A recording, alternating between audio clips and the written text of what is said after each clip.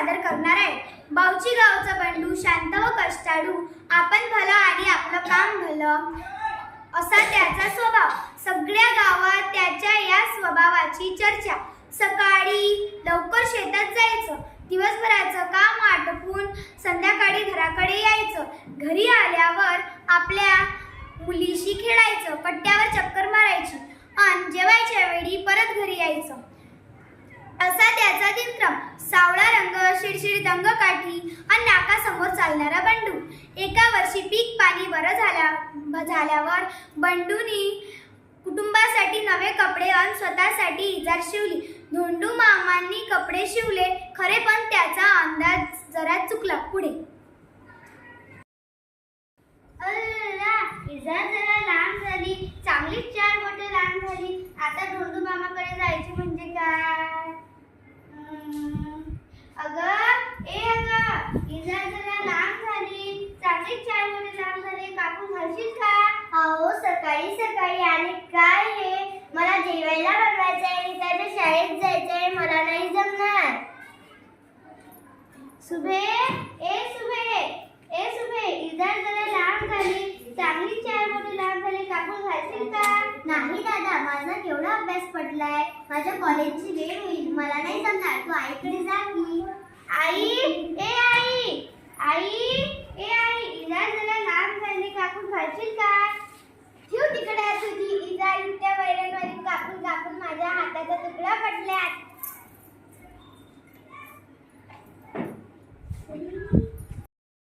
आईने इजार एका कोनाड्यात फेकली. बंडू हिरमुसला होऊन शेताकडे गेला. अरे काय, सकाळीच मला इजार दुरुस्त करायला पाहिजे होती.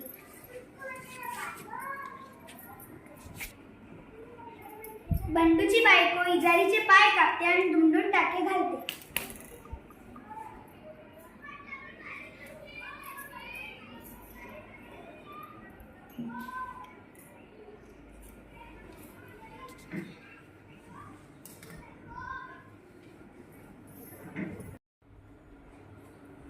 माझा भाऊ किती राबतो, किती कष्ट करतो, मला कॉलेजला पाठवतो, मी त्याचं इतके काम करू नये.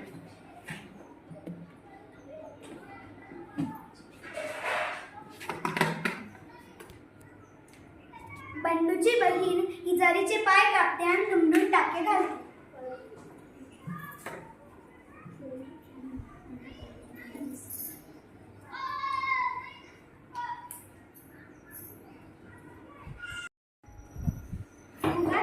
पोरगा किती राबवतो पोरगा.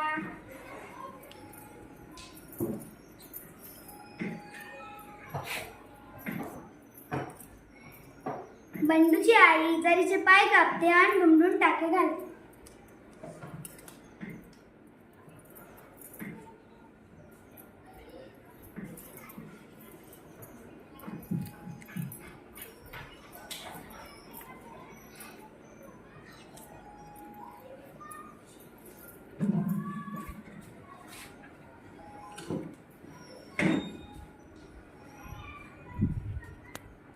आपलं काम आपणच केलेलं बरं.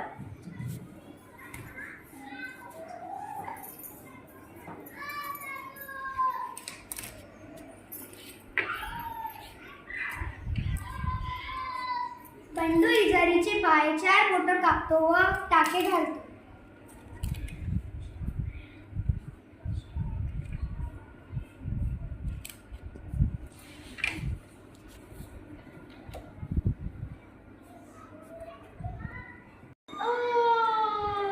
सगळेजण आश्चर्याने पाहतात.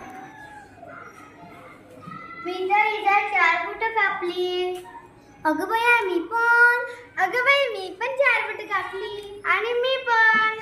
चौघेही खळखळून हसतात. धन्यवाद.